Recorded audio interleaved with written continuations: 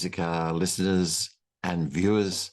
I'm speaking to you today from the nerve centre of the Sons of Issachar operation here in the Snowy Mountains of Australia.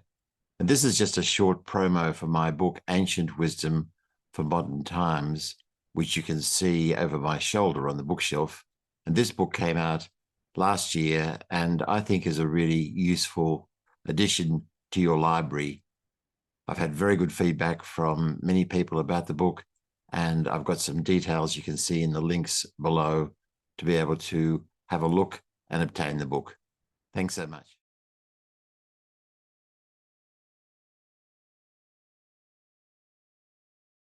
Seamus, look, I've been immersed in your work over the last few weeks and reading all the books. And of course, what put me on to this whole trail in the first place was Peter's book, Clinton Cash. But I'd just like to introduce you to my viewers and listeners that you're the Director of Research at the Government Accountability Institute. And that's an interesting name and an interesting organization. And I wonder if you can just start by telling a little bit about the organization itself, because as I read, you've been involved really since the beginning there. Yes, sir, that's correct. So the Government Accountability Institute relentlessly roots out or tries to corruption, cronyism, and other misuse of taxpayer monies. We're following the money every day, deep into the politicians' pockets, finding out who's paying them, exposing it. Now, the word accountability in our title, a lot of people in the comments say, accountability, government accountability, where's that? And all I can say is, no one is more frustrated than we are that the government seems totally lawless, totally unaccountable. But as my great friend, mentor, boss, Peter Schweitzer says, we're like Paul Revere. All we can do is sound the alarm. It's on law enforcement and the voters to throw them all out. That was the first Schweitzer book. So you got turned on at Clinton Cash. There were a couple of Schweitzer books before that I worked on. The first of them was called Throw Them All Out. That appropriately titled exposed insider trading in Congress. So it's a hot button issue even today, but that came out over a decade ago. We got a couple of 60 Minutes exposés out of it. Steve Kroft actually, that would be the 60 Minutes host. He actually ambushed Nancy Pelosi, the stock queen herself, and asked her about how she got all of these Visa IPO shares while she was crushing and stifling legislation that would have harmed Visa. So she profited big time on the Visa IPO. She and her husband, Paul, who's probably the most genius stock trader known to man because he gets all the greatest inside information from Congress. That was Throw Them All Out. Then there was extortion.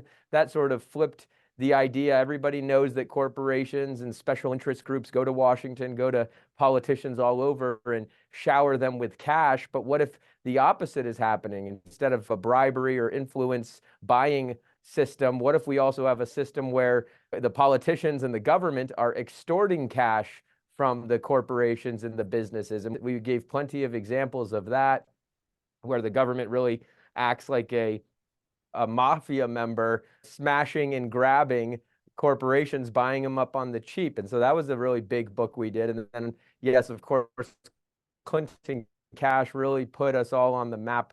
We followed the money to the Clinton Foundation, exposed how Hillary Clinton, while Secretary of State, time and again gave favors to the very entities, businesses, and foreign governments even that were paying her foundation. And further, Bill Clinton's speaking fees skyrocketed when Hillary Clinton became Secretary of State, which is very unusual. He was making, this is Bill Clinton, was making maybe $250,000 a speech, which is a fine payday, to be sure. 30 minutes of hot air and you collect 250 grand.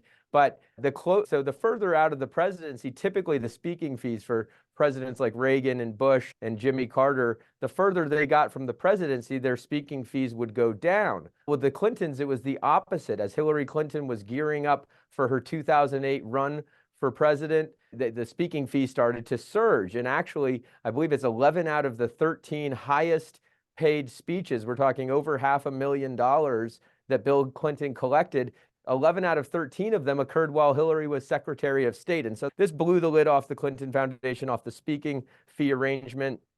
The Uranium One deal was where a Kremlin bank, it was called Renaissance Capital, paid, but this was financed by the Kremlin. Renaissance Capital paid $500,000 for Bill Clinton to deliver a speech in Moscow in June 2010. Just weeks later, Hillary Clinton's State Department signed off on the transfer of 20% of the domestic production capacity of uranium in the United States. And so there's a lot of... No, it's an extraordinary Yes, go ahead. series of stories. And you followed up with your book, Fallout, which I suppose provided more information on the whole story of Uranium One. And it's remarkable, Seamus, isn't it, that in that whole situation, there is a Russian hoax and a Russian scandal, but it's actually totally involving the Clintons by the looks of things. And it's remarkable, really, that there was a sign-off of the entire, not 20% of the stockpile of uranium in the US ended up falling to the hands of the Russians. And it's a sort of murky story. Kazakhstan's involved and the Clinton Foundation, and it's really a remarkable situation because there's so much money involved and clearly so much corruption, and you guys have helped expose it, but nothing seems to have happened to the Clintons, does it? It's continued along their merry way with billions coming into the Clinton Foundation and Bill and Hillary becoming enriched, and nothing seems to have happened, Seamus. So it's great to expose these things, but there seem to be no consequences really along the way, do there? It's true, and it's disheartening, and the book Compromised really lays out who is to blame for the lack of accountability. It's the Department of Justice, it's the FBI. They are totally compromised by politics and money. And until we clean house in our law enforcement, our top tier law enforcement agencies, we can expect the big fish will never fry. We see it time and again. It's a big problem. And so you see it even to this day. The FBI is going after parents at school board meetings. They're going after Catholics and Christians and saying that if you have faith in this country, that you might be some sort of Christian nationalist. Our FBI director testified to that fact, that white Christian nationalists are the biggest threat facing our country, which is just absurd. And so the problems all lie with the Department of Justice. They're all compromised, not every single member, but certainly the top brass. And that's by design. The special interests make sure that the Attorney General and the FBI directors are going to look the other way. And that's who we can blame for this. But I will say about the Clintons, it is a form of justice that Hillary Clinton was vanquished in 2016, that she did not ascend to the presidency. I think we'd be in a lot worse shape. As bad as we are now, I think we'd be in a lot worse shape with a Queen Hillary.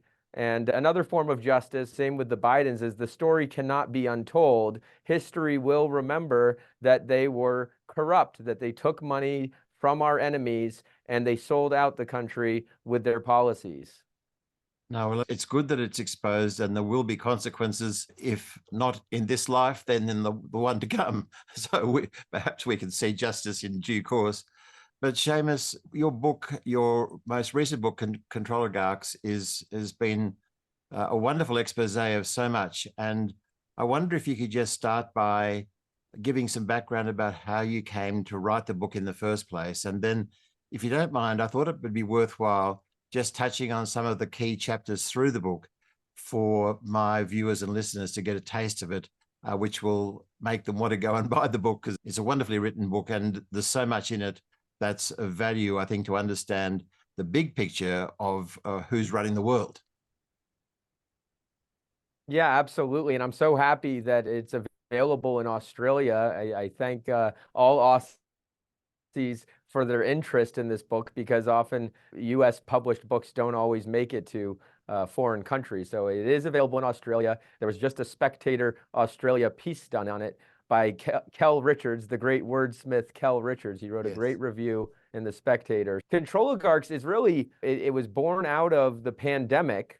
After exposing these politicians for over a decade, one comes to realize that there is a level above the political class. The politicians are not making all of the decisions. And it was evident throughout the pandemic that there were these wealthy individuals, men like Bill Gates, who what does he know about medicine? And yet there he was offering all of his opinions on what the best course of action was through the pandemic. And our motto is follow the money. For Controligarchs, I followed it to the top, to Davos, to the world's wealthiest individuals. Everyone on the top 10 list was investigated and exposed for what they are doing. And really what we noticed, I think a lot of people, your viewers will know that the world's richest got much richer while we, the middle class, got much poorer. Our businesses were shut down. Many restaurants closed forever. Restaurants that had been around for decades closed their doors forever during the pandemic. Lots of retailers closed their doors forever. Meanwhile, companies like Amazon or Bill Gates and the big tech guys, their Microsoft, Facebook, Google, all of their share prices and thus their net worths skyrocketed. Mark Zuckerberg, he doubled up. And so this is not an anti-capitalist screed. Making money is fine, but if you're going to make money by recommending policies that put the average Joe out of business, that's where we have a problem. And when you have such a cozy relationship with the government that you can basically, if you're Bill Gates, tell them what to do with their pandemic policy. That was one of the big revelations in this book, is that Dr. Fauci and the other global health experts, they don't write the blueprints for pandemic response. This is written by foundations like the Rockefeller Foundation and the Bill and Melinda Gates Foundation and the World Economic Forum. And I expose all of their pre-pandemic exercises like Event 201. And before that, they had Dark Winter and Atlantic Storm, many pandemic training exercises. Now, I don't allege that they released the virus intentionally, but what can be said, certainly without a shadow of a doubt, is that they planned for a pandemic and they were well positioned to profit from any pandemic, this pandemic. And some of these training exercises were eerily prescient in that nobody had really even heard of a coronavirus outside the medical community, outside the doctor community. Of course, the common cold is a form of coronavirus. SARS was a coronavirus. MERS, the Middle East Respiratory Syndrome virus from the mid-2010 era. Those are all coronaviruses, but most people had never heard of a coronavirus. Well, a lot of these pandemic planning exercises were all about coronavirus. And the thing about coronaviruses is there's never been a vaccine they've been trying for the common cold. They tried to create a vaccine for SARS. And it's just interesting. I'm not alleging conspiracy here, but it is mighty coincidental. And then the other thing about these pandemic planning exercises, things like Event 201, is that the recommendations that came out of them, things like robust censorship, because disinformation might be flying around. Even saying this, they would want to censor you for saying that the pandemic exercises touched on censorship, which is funny. But nonetheless, that's what the book came from. And then as the deeper I dug, the more I realized that these guys, people ask me all the time, do they really get together in sort of smoke-filled rooms and plot the domination of the planet? And while they may or may not be smoke-filled, they certainly do get together in rooms. And so I opened the book in chapter 1, The Good Club. I just was going to break in there just because it's probably worthwhile starting at the beginning of the book, because one of the things I hadn't realized, and I followed this stuff pretty closely for a few years, but I hadn't realized about the Good Club, which was a meeting taking place in 2009. And I'll just read the opening sentences that in the book. You say here, Bill Gates arrived at one of the very last private single-family residential mansions on the crowded island of Manhattan in New York City. He was joined that May afternoon in 2009 by a dozen other billionaire philanthropists, David Rockefeller, George Soros, Ted Turner, Michael Bloomberg, Warren Buffett, and Oprah Winfrey, as well as the heads of Cisco, Blackstone Group, and Tiger Management, to name a few. And they gathered for the secret meeting at the Rockefeller University, which was, of course, the Rockefeller Medical Institute when it was started in the early 1900s. And the Rockefellers feature very closely in this whole story. But it's worthwhile just going through that first part, Seamus, if you wouldn't mind, because I think that gives us a sense. And that was a meeting focused really on global health, as they would have put it at that stage. And so many things, there are many downstream effects of that meeting, aren't there? Yeah, that's right. I struggled initially to figure out how do I open a book like this because it covers so much ground. It covers the financial control and the digital IDs. Covers a lot of dystopian technologies later on. And so it's like, where do you start? Do you start with the pandemic? And so I decided to start with the meeting of the Good Club because it really paints a picture for who these individuals are, these people who go to Davos for the World Economic Forum, people like Bill Gates and George Soros and David Rockefeller and Ted Turner and Oprah Winfrey. And what the Good Club meeting was about, it was a secret meeting, and we only know because some details just leaked out. But it was a secret meeting where these billionaires wanted to take advantage. So May 2009, to give you some context of what was going on. So May 2009, Barack Obama had just been elected. Each person at this meeting had done a lot, both financially and using some of their political capital to get Barack Obama elected. It's also amid on the tail end of the global financial crisis. And so a lot of billionaires are starting to sense that there's this populist resentment bubbling up, stuff that culminates in the Tea Party movement and the Occupy Wall Street movement. And so they realize that we need to make the most of the Barack Obama presidency. We need to pool our resources. And so they're there to talk about what do we want to pool our resources to fund. And so they settle on a common cause, something that they all agree is a big problem. It wasn't climate change. It wasn't gender issues. It was overpopulation.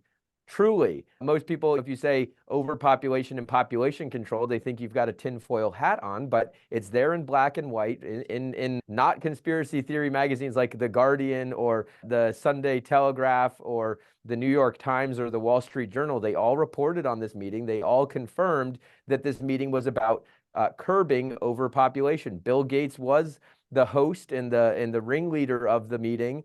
And he's the one who decided that overpopulation is something we can all agree with. And Ted Turner, of course, the CNN founder, and George Soros, they all agree, and Oprah Winfrey agrees. And so they decide, let's set about bringing down the birth rates. And so they do that in a number of ways. First of all, they all collectively fund, they would call it maternal health.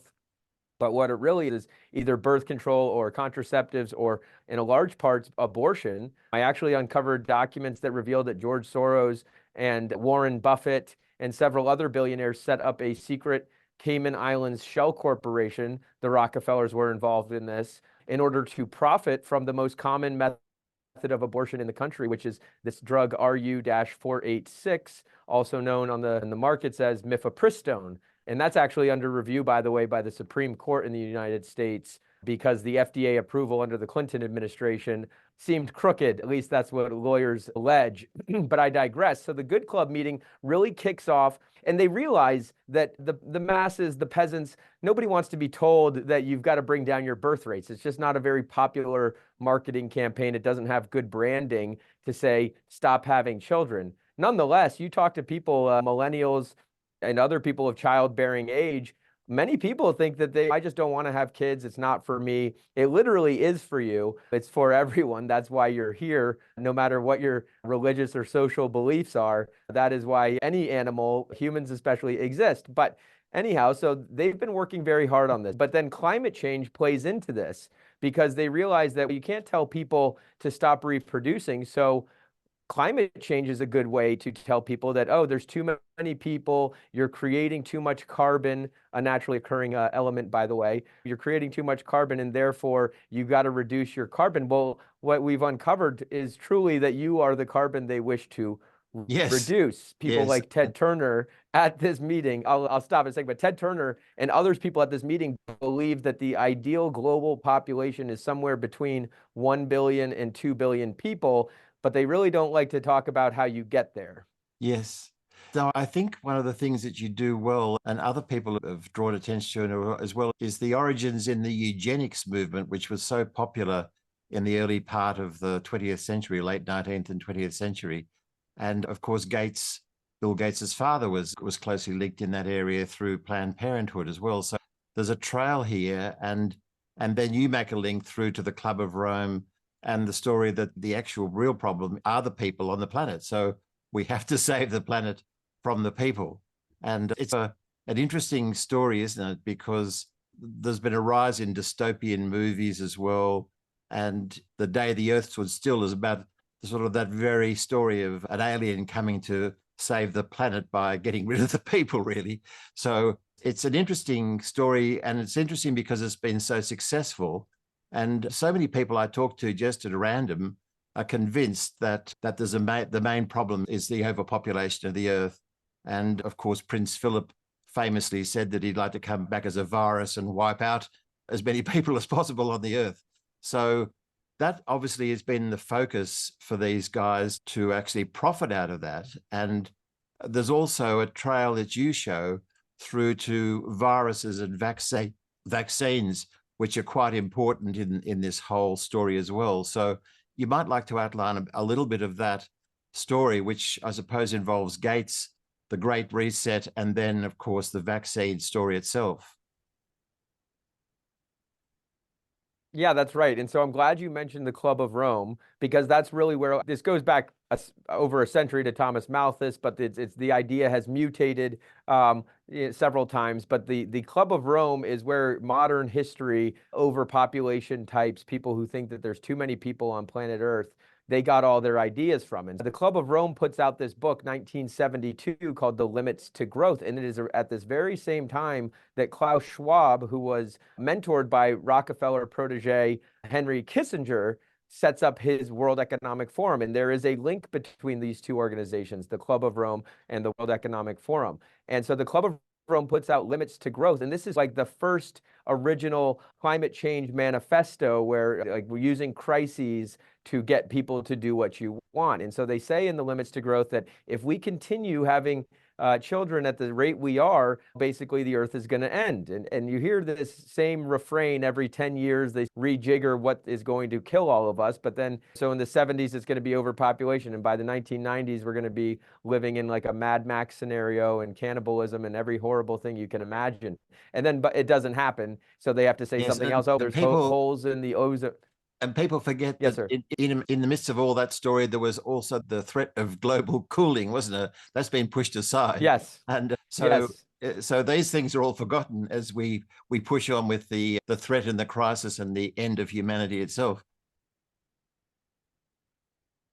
Yes, that's right. And it's so funny because climate change is so perfect. But yes, we've been through more than a dozen, I would say, catastrophic events that were supposed to come about but never did. Holes in the ozone layer, you were going to just get burned up alive. Even the sea level rise. I saw a photo of Liberty Island in New York City where the Statue of Liberty sits, and the sea, like it was like I think a 1930s photo, and the sea level, and then they show a photo of 2020, and the sea level is actually much lower today than it was back then. And of course, that changes based on tides and moons and all of that kind of stuff. But we were supposed to be underwater several times over the past couple of decades, and they keep having to update what the next thing is that's going to kill us. But right now it's carbon, it's CO2, which is not, you're exhaling CO2 every minute of every day. Yeah. And that's the thing that, by the way, plants, you learn this in elementary school, plants breathe it in. And so it truly is, you are the carbon they wish to reduce, because when they talk about cows and methane and all of these greenhouse gases, and what are they going to do with the cows? Ireland just resolved to slaughter the cows. What are they going to do with the people who exhale too much CO2? They don't really say that. I'm not saying that they're going to slaughter people, but you can see where the logic goes, is humans are the problem. And so it was the Club of Rome who came up with this idea that the main issue, the main problem, they call it the problematique, that faces mankind is mankind itself, and something must be done about it. And this is really where you get this globalist alliance from, where all of these Western, especially countries, band together and really are pushing UN sustainable development goals and global cooperation agreements. Global governance is the new buzzword for basically one world government. And I guess it would help to understand the number one goal of the people who I call the Controligarchs is to transfer power away from countries, away from individuals, towards international institutions that they control. And so once you understand that all of the chaos happening in each individual country is about weakening that country and about strengthening the control by international institutions. And so they do this in a number of ways, things like the Paris Climate Accords or this new World Health Organization pandemic treaty that basically says nations must be subservient to the global experts, the global health experts, the unelected, unaccountable global health bureaucracy. Every nation must just submit. And so when it has not been ratified, and it looks like we may succeed in defeating this World Health Organization pandemic treaty, but this is the way that they think. They want the World Health Organization to be able to say something like every nation must lock down and that your nation must obey. And of course, you in Australia know that Australia was one of the most locked down countries. And my heart goes, I'm from Florida, I don't mean to rub that in, but my heart goes out to the countries around the world that locked down and crushed their businesses and were just totally tyrannical. That's, by the way, why the pandemic is just so convenient, because it really accelerated all of their tyrannical goals, all like their ability to lock you down and tell you what to do. And so many people just followed the so-called science. Yeah, no, it's certainly been a model that's been so well thought through and implemented, and I suppose in large accepted, certainly here in Australia, it was largely accepted with just modest degree of protest. So I think it's going to be tried again. It's certainly the tool that's been used, but I just want to focus on that particular idea that you had there, which is such an important one. That is these globalists, these controligarchs, what they want to do is shift responsibility out of the hands of individual nations into the hands of basically global organizations like the United Nations and so forth that really have links, as you've shown, through the World Economic Forum, and then there's groups like the G20 and so forth. And so it's a very significant idea, isn't it? And Seamus, in the big picture, have you worked out, is there an end game here that there's agreement towards, or is there an end result that these guys are all aligned with, apart from limiting population?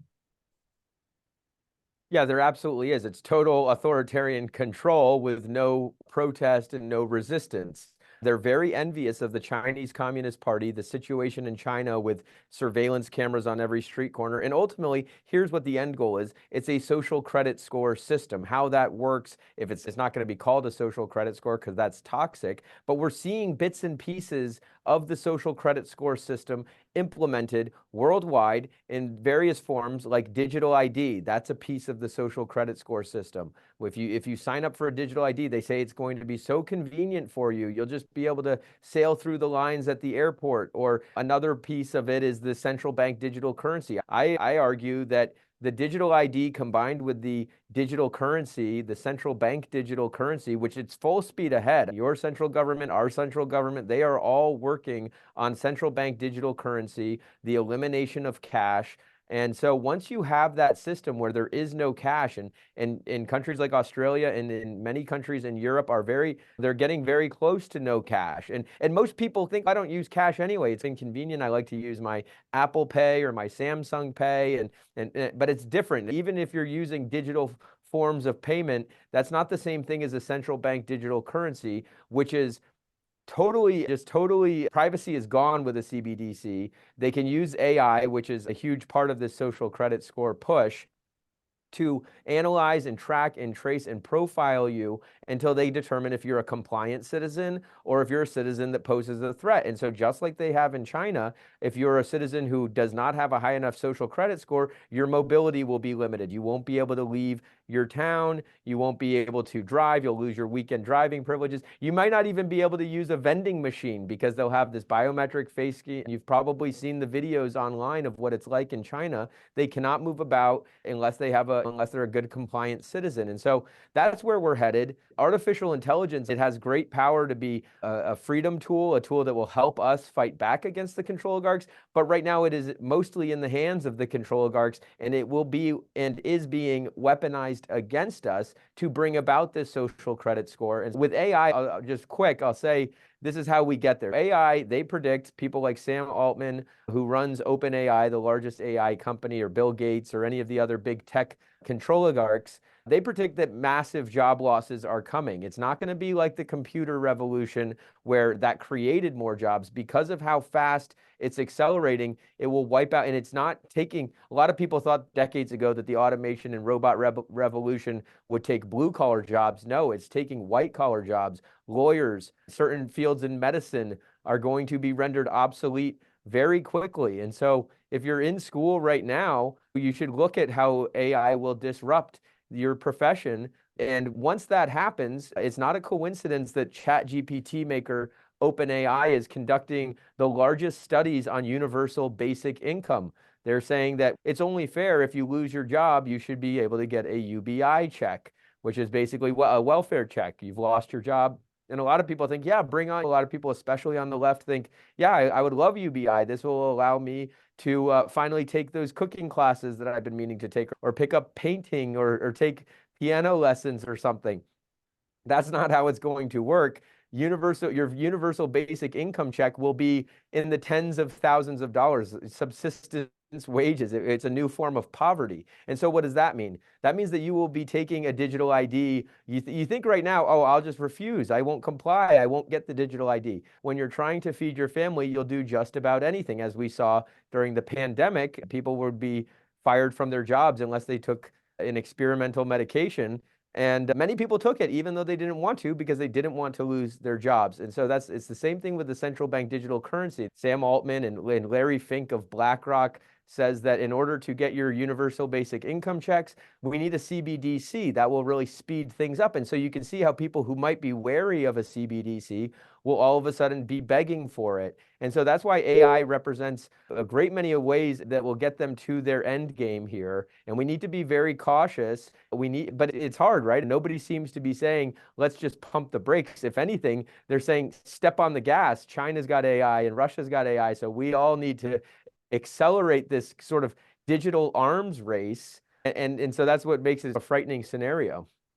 No, it does. And I suppose what you pointed out before is true. And that is, rather than being forced at gunpoint into it, people are going to willingly go into this because of so-called convenience for a start. But then it will be impossible to opt out, because to receive the universal basic income, you're going to have a digital ID, and you're going to have to comply with vaccination requirements and a range of other things that the government can control. And so somehow we're being shepherded into a corral to be locked down, and we'll all live in 15-minute cities. So it's a frightening story, Seamus, and I think it's good to sound the alarm at this stage, because it really is an alarming story. And you, in your book, I'll just touch on a couple of different areas. Firstly, I suppose you go through the story of Bill Gates and his influence, and also the story of George Soros and how significant. I didn't realize just how significant the billions he's pumped into so many areas, particularly in the States, in attorney general campaigns and so forth. So there's so many areas where these guys have influenced the whole story and outcome of politics and political races. And of course, if you follow the money, as you've been doing within the Government Accountability Institute, you find many things. But I suppose it would just be good, from where we've come and what you've been talking about, to focus on the last couple of areas of the book, which you call mainstream mind control and the dystopian present, and with its links to the CIA. And that mainstream mind control is the most alarming for a start, because gradually the government, through various tools, and I can see legislation everywhere, the UK, the US, Canada, Australia, is seeking to control information by talking about misinformation and disinformation. And so that's one of the most frightening stories to me, because it's not even going to be possible to have the sort of conversation that we're having now. So how do you see that all playing out? Yeah, and it was something I really wanted to get to the bottom of in this chapter, mainstream mind control. It's a question. It's like, who's in the driver's seat? Is it the government that's censoring and pushing the propaganda, or is it the controligarchs, the moneyed interests who stand to gain? And it seemed like a chicken or an egg scenario. And what I've concluded is that it's both. They're in bed with each other. And with the mainstream media in all countries, I would wager, but at least in the United States, there are just 6 companies that own 90% or more of the media. Every channel that you watch on television, actually through a series of parent companies, ultimately goes back to either AT&T or Time Warner or Disney. And so that it covers everything. The children's programming, the sports. ESPN is owned by Disney, and ABC News is owned by Disney. T owns, I believe, CNN. So they're all owned by the same 6 companies. And so it's not really a coincidence that they all seem to be reading from the same script, especially during the pandemic. It was never clearer than during the pandemic that all of these mainstream media companies are reading from the same script, and they own much more than just media companies. Disney owns the cruises and the parks, and so these are immensely powerful organizations.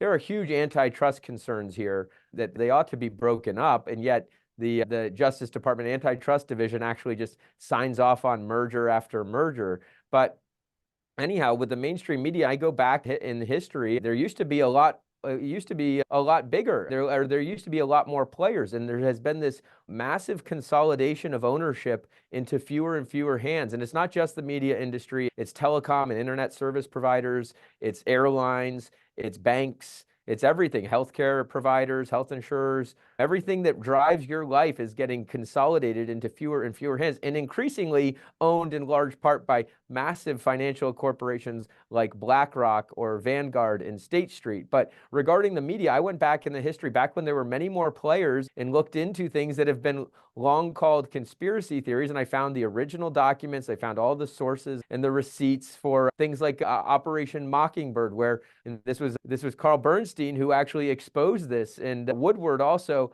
who, great intrepid reporters who have gotten a little stale in their old age and have Trump derangement syndrome. But back then, they exposed corrupt government actions, including how the CIA would place reporters in mainstream media corporations to push disinformation. It's interesting. The mainstream media corporations, nobody are bigger purveyors of disinformation and misinformation than the fake news media, and nonetheless, they are the ones who are creating. They're behind, and I would say this is more the Controligarchs, but they are working with the government on these so-called disinformation initiatives, and that is basically labeling the truth as either hate speech or wrong, disinformation, so that they can censor you. And it falls under these things like trust and safety standards. And the big tech companies are doing the same thing. They're using the same Orwellian terminology like malinformation to label the truth as fiction. And they're able to stifle dissent this way. And so it's a huge problem. I would argue that it might be the biggest problem we have is the propaganda and the censorship. It's a two-pronged approach here, where on one end, you've got these big companies pushing propaganda, flooding the system with false information, things like Russian disinformation or 100% efficacy of certain medicines that turned out to not have that, and so on. Down the list, we could probably spend a whole another hour talking about the different media hoaxes that people have bought into in the last few years. But anyway, I would argue that the propaganda and censorship and what is brainwashing our fellow citizens and making it so that our discourse is so toxic is probably the biggest, right up there with the education of our children, the biggest issue we face and that we need to correct. And it's why shows like yours are so important.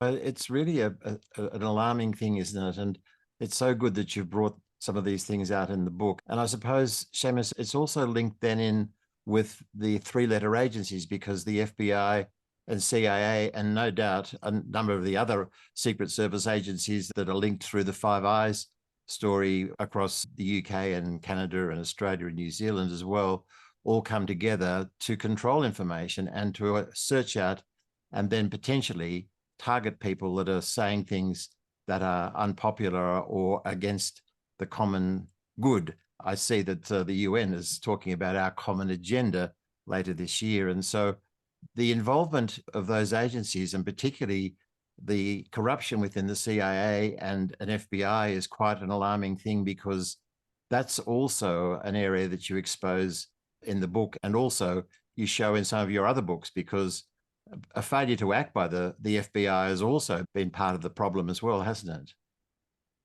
Yeah, and that's why the best way, it's both metaphorical and literal to describe the relationship, is they are in bed with one another. We found numerous examples of FBI and CIA operatives and informants and agents literally sleeping with the media companies and feeding them misinformation and wrong stories. And more or less, I wouldn't say 100% of the time, but you should not trust a story that relies on unnamed sources close to official X say this, sources that is just BS more often than not. And that is really the spy agencies, FBI, CIA, feeding some detail that they want to shape opinion. I wish I knew the gentleman's name, but it was a former CIA officer. It'll come to me, and I will send it to you so you can put it in the newsletter, who gave this wonderful interview in the 1970s, I believe, talking about how the CIA literally plants stories with the mainstream media company. And this is in Controligarchs, but it's also, the Controligarchs covers the CIA and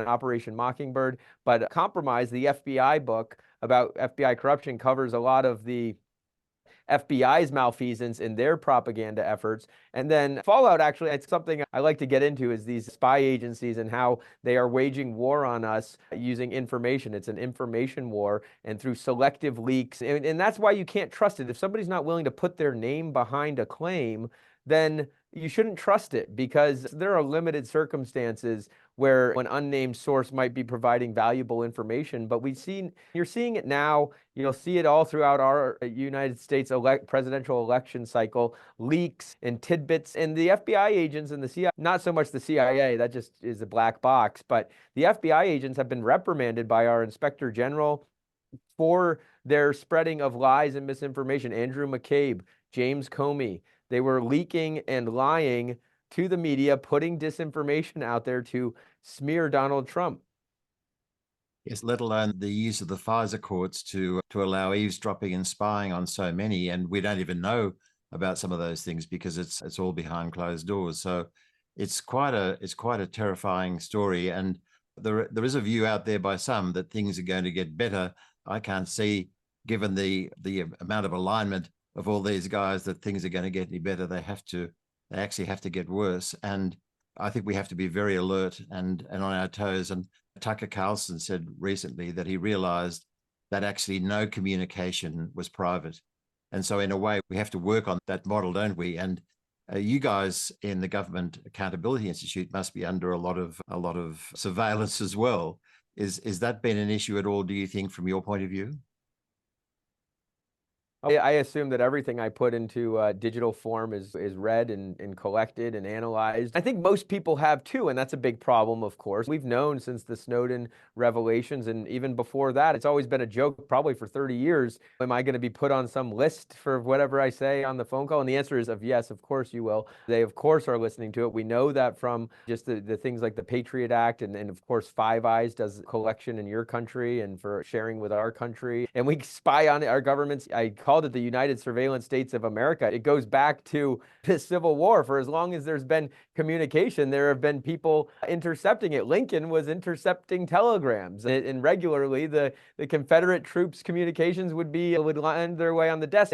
It comes with the territory. Of course, the government is going to want to collect as much information as they want, and so that's why we all have grown accustomed to it. It's not that it's a good thing, but it is just what they do. Here's where it gets scary, though. With the AI, this is how the social credit score works, is they are building profiles, analyzing. They haven't been able to look at, let's say, your emails or my emails. There's just too many people, and unless we're a real true threat, then they're not able to really pull us out of the stacks of billions of people to specifically spy on. However, with the AI, they will be able to basically say, what's the threat level of Professor Rose or of Seamus Bruner? And they might say, just after an interview like this one, pretty high threat. So anyhow, it's not heading in the right direction. But yes, I assume that everything is, and people I've worked with, John Solomon, he's been quite open about the level of surveillance that he's been subjected to. Vans outside of his house. I have not seen any vans outside my house. Praise God. My wife would not be happy. She'd tell me to find a new career.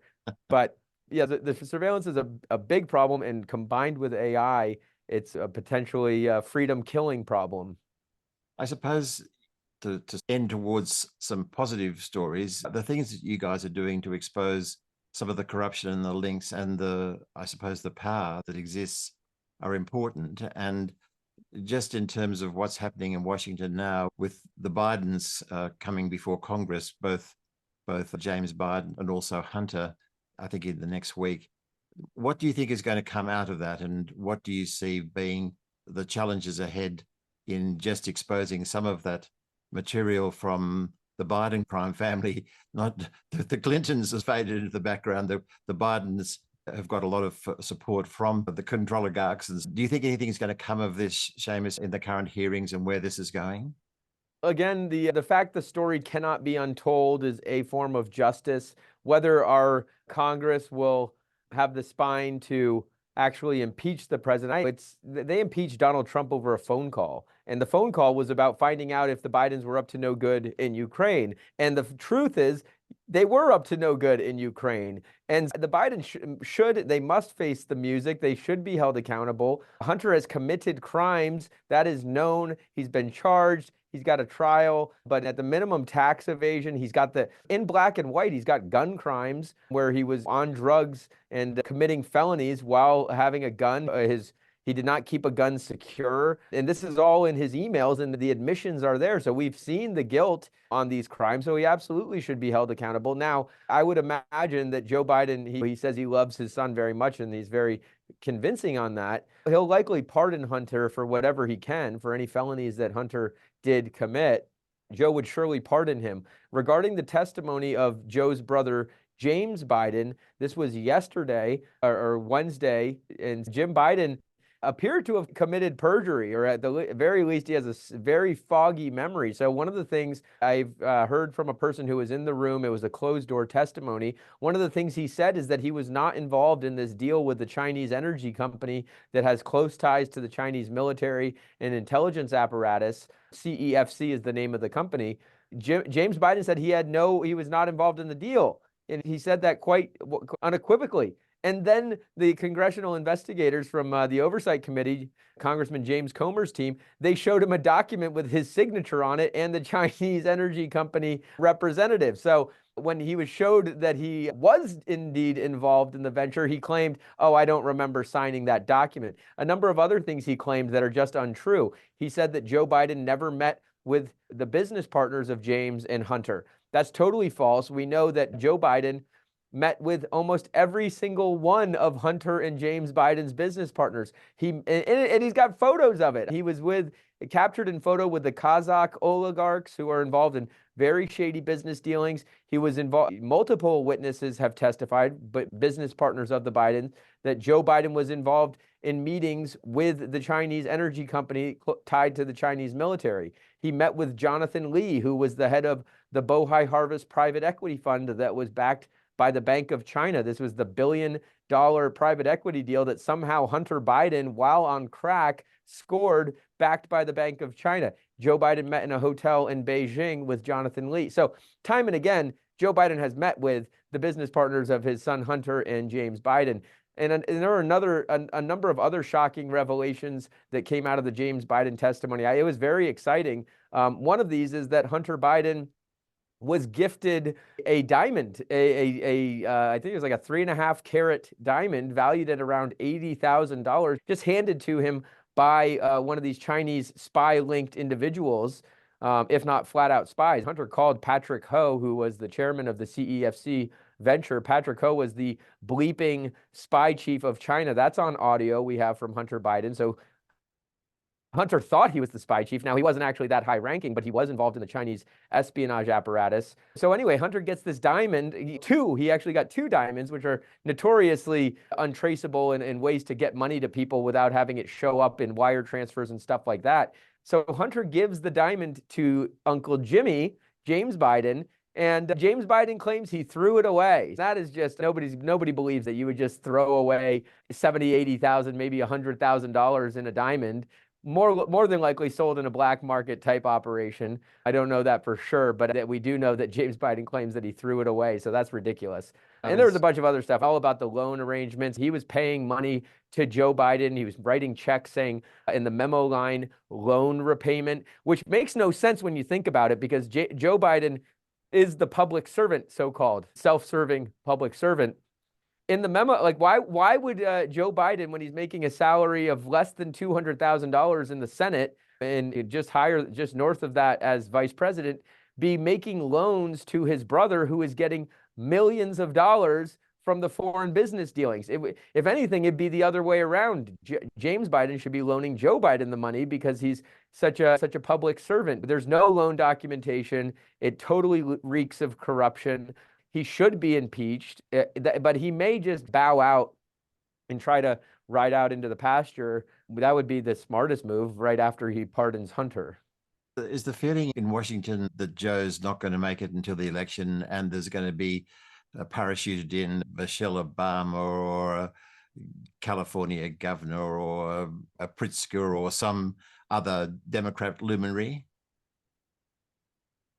That's the general feeling. But again, that was the feeling in 2020. It's like this guy, Joe Biden, does not seem to be all the way there. He's feeble in appearance and in mental acuity, and not to be mean about it, but he does have like maybe the hardest job in the world that requires to being on your toes at all time. And you see these videos coming out of meetings with world leaders where his mouth is agape and he just looks like he's falling asleep. But that was mostly true in 2020 as well. So it could go either way. I think that he's deeply unpopular. The polls show that, even polls from Biden favorable outlets. The Democrats are starting to panic, it would appear. But it is such an unprecedented scenario to have the president drop out of the race just months before the election. So I could also see them riding with Biden through the end. So it could go either way. I think you're right. My money would be on Gavin Newsom as the switcheroo candidate. Right. No, it's interesting. There's no doubt that Biden is a convenient tool for all those that are using him so effectively. I've forgotten the number of executive orders, but it's I think now into the hundreds that have been that he's signed, and it's clear that he probably hasn't read any of them and probably doesn't know their contents, but they've been able to, those behind him and manipulating him have been able to find a very useful tool. And so I can see why he's being used and maybe still used. And I gather that we're talking about money it's not only in the hundreds of millions, but the billions that will come in behind his campaign and seek to further destroy Trump. So it's very hard to work out what's going to happen. But I would like just to finish by reading from a paragraph in the last chapter of your book, Seamus. You have a section here which I thought was good, and it says, freedom in America has held strong through 5 generations of Rockefeller dominance, 4 generations of Federal Reserve-driven booms and busts, 3 generations of UN global governance, and 2 generations of WEF corporatism. But now, as the world hurtles closer to the year 2030, 1 generation of controligarchs, technocrats, and transhumanists, in partnership with the CCP, has brought their collective endgame, the extinction of freedom, closer to fruition than at any point in modern history. So that's your summary, I think, of the situation, and I think it's absolutely accurate. But you believe that this can be pushed back through resistance and through legislative programs. So would you just mind ending on what you think can be done, and what do you think that we can do individually in this situation where obviously the aim is the extinction of freedom and total control? Yes, certainly. So a lot of these problems, globalist caused problems, can be addressed at the local level. You've got to be organizing locally, meeting with other like-minded individuals, finding people who might not be like-minded and making them like-minded by sharing with them the truth and taking care of yourself and your family first. There's only so much you can do. We've got to get out of the bed in the morning and think that there's hope. I believe we've got hope. It's not, all hope is not lost, but you've got to be doing something. If you're not doing anything about any of these problems and you think, what can I do? Share this interview, read the book, buy a physical copy of it, because you don't know how long digital versions of the truth will be allowed. And things are vanishing, articles are vanishing. You need to be sharing the truth with people, waking other people up. That's the first thing you can do. Things that we can do as a society, the people who think like you and I do, we are so outspent on the political right or on the side of freedom by the people like George Soros. The George Soros ATM machine is just open 24/7, cranking out cash. It doesn't cost, like, we are much more efficient with our money too. And so we need our big, deep-pocketed donor types to step up and be funding the cause of freedom better. That's another thing that people can do. And then finally, you need to be making sure that you're supporting your local businesses, not like voting with your dollars. This is something simple that you can do. Don't be funding your opposition. Don't be giving money to the Controligarchs if you can help it. And yeah, how do I do that? You got to know where your money's going. Look at what you're spending. And in an easy test is, am I spending it in my local community? Am I shopping at a business that thinks like me? If you're not, you should be. Just this last Christmas, I committed, I'm not going to buy any junk online from Amazon, some cheap Chinese stuff. I'm going to go buy things at the local level. So I went to an artisan craft market and bought really nice gifts for people. I thought it would be more expensive to shop locally. It was actually less expensive. I bought a very nice hand-carved cutting board and other things. And I found my local butcher. You got to do this. Find where your food comes from. Go find a local meat market and buy it from that. Same thing with your veggies and everything else. And you can actually make a difference. We saw it in the United States with the boycotts of Bud Light and of Target. It took a massive chunk out of their market share and their stock tanked. Now, we're cheap dates. Conservatives are cheap dates because a lot of people have gone back to buying their Bud Light or whatever, but you need to hold strong and choose to fund people who think like you. That's very helpful, Seamus. And you've got some points, I think 6 or 7 points around some of the legislative reforms as well that might make a difference in the political sphere. So I'm really thankful for your great work and the work that the Government Accountability Institute is doing. I'll alert people to Peter Schweitzer's book coming out next week, Red Handed.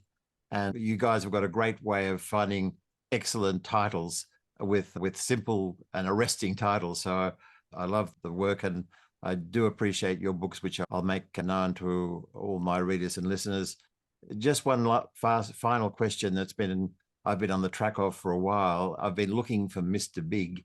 I keep on thinking to myself, Seamus, if this is controlled, and I keep on thinking of the story of Build Back Better being used by multiple politicians around the world through the pandemic, there must be a memo going out from someone about what to do and how to use this. Is there any? Have you been able to funnel anything back to a Mr. Big at the top of all this chain? It's a great question. I suspect Mr. Big doesn't, nobody may know Mr. Big's name.